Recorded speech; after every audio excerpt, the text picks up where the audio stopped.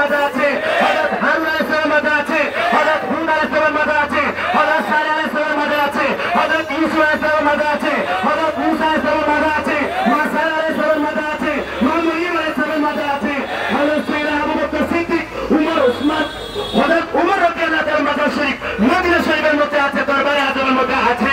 এভাবে সকল সাহাবায়ে কেরামের মাজার আছে, তাবিঈনের মাজার আছে, ইমাম বুখারীর মাজার আছে, ইমাম তিরমিজির মাজার আছে, ইমাম আযম আবু হানিফার মাজার আছে, ইমাম শাফিঈর মাজার আছে, সকল ইমামের মাজার আছে, সকল ওলির মাজার আছে। অতএব মাজার নতুন সংস্কৃতি নয়, মাজারের সংস্কৃতি নতুন নয়, এটা আল্লাহর দেওয়া, এটা আল্লাহর নিদর্শন কাজ করে। ওয়া ইউআযযিম শাআইরাল্লাহি ফাইন্নাহা মিন তাকওয়াল কুলুব। কোরআনে পাকে সূরা হজের মধ্যে আল্লাহ বলেন এই মাজার হলো আল্লাহর নিদর্শন। হাজরে আসওয়াদ আল্লাহর নিদর্শন, মাকাম ইব্রাহিম আল্লাহর নিদর্শন, সাফা মারওয়া পাহাড় আল্লাহর নিদর্শন।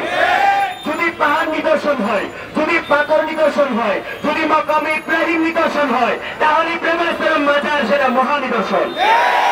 আল্লাহর ওলিদের মাজার সেটা অবশ্যই নিদর্শন।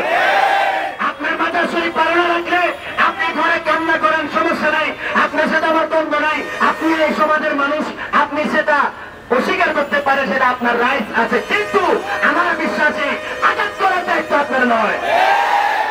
আপনাকে স্রষ্টা আল্লাহ বললেই যে কারো মাজারে হামলা করো, মন্দিরে হামলা করো, মানুষের জীবনের উপর হামলা করো।